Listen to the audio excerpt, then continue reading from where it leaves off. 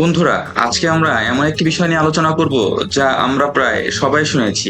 একজন ছেলে তার প্রেমিকার কাছে কি কি বিষয় আশা করে। ছেলেরা চায় মেয়েরা যেন তাকে বিশ্বাস করে। সে যদি ব্যস্ত থাকে, প্রেমিকা যেন এটা ভেবে না নেয় যে ছেলেটি তাকে এড়িয়ে চলছে। ছেলেটি তার জায়গা চায় আর চায় তুমি তাকে সর্বোচ্চ বিশ্বাস করো। ছেলেরা চায় তার প্রেমিকাকে সে সবসময় সারপ্রাইজ করে রাখবে এবং হাসি খুশি রাখবে। কিন্তু প্রেমিকারা অনেক সময় সেটা বুঝতে পারে না। তারা অনেক সময় ছেলেটাকে একটু অবহেলা করে ফেলে। যেমন, একটি ছেলে তার প্রেমিকার জন্য কিছু একটা প্ল্যান করেছে, কোনো উপহার হোক বা তাকে খুশি করার কোনো প্ল্যান, কিন্তু মেয়েটি সেটা না বুঝে একটু অবহেলার চোখে দেখে বা তাচ্ছিল্য করে ফেলে, বা এমন একটা ভাব করে যে এটা তেমন কোনো কিছু না। সেই বিষয়টা ছেলেদের অনেক কষ্ট দেয়। এই সমাজ ছেলেদের সবসময় শক্ত ও কঠোর হতে শেখায়, যেন ছেলেদের কোনো কষ্ট থাকবে না, কোনো কান্নার জায়গা থাকবে না।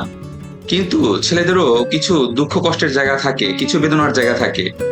মেয়েরা সবসময় নিজেদের কথা বলতে ব্যস্ত হয়ে থাকে বেশিরভাগ সময়, কিন্তু ছেলেরা চায় কিছু কিছু সময় সে তার বেদনা এবং কষ্টের কথাগুলো তার প্রেমিকার সাথে শেয়ার করুক। ছেলেরা চায় তার প্রেমিকা তার শান্তির জায়গা হোক।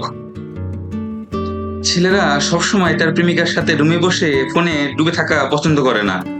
সে চায় সত্যিকারের সময় কাটানো, যেমন সিনেমা দেখা, ভবিষ্যৎ নিয়ে কথা বলা, কিছুক্ষণ হাঁটতে বের হওয়া। ছেলেরা পরিবারের কাছ থেকে সবসময় হেয় ও প্রতিপন্ন হয়। ছেলেটি যেন কোনো কিছুই বোঝে না, কোনো কিছুই পারে না, কিন্তু প্রেমিকের কাছে তার উল্টোটাই প্রত্যাশা করে। ছেলেরা প্রেমিকের কাছে প্রত্যাশা করে সে যেন তাকে সর্বোচ্চ সমর্থন দেয় এবং সাপোর্ট দেয়। ছেলেরা প্রেমিকার কিছুটা ঢং, কিছুটা সরলতা, কিছুটা নমনীয়তা পছন্দ করলেও কথা বলার ক্ষেত্রে সবসময় সত্যটা বলাই পছন্দ করে। ছেলেরা চায় প্রেমিকা তাকে সবসময় তার জীবনের সত্যিটাই বলুক। কথা বলার সময় যেন আকার ইঙ্গিতে কথা না বলে সরাসরি যেটা সত্যি সে কথাটাই বলে। ছেলেরা সবসময় তার প্রেমিকাকে সাজগোজ করে একদম পরিপাটি দেখতে পছন্দ করে না। ছেলেরা চায় মাঝে মাঝে তার প্রেমিকাকে তার আসল রূপে সে দেখুক, খুব নর্মাল, খুব ন্যাচারাল। বন্ধুরা, তোমরা কি ভাবো? এইসব কথার সাথে কি তুমি একমত? নিচে কমেন্টস করে জানাও এবং ভিডিওটি ভালো লাগলে অবশ্যই সাবস্ক্রাইব করে রাখো।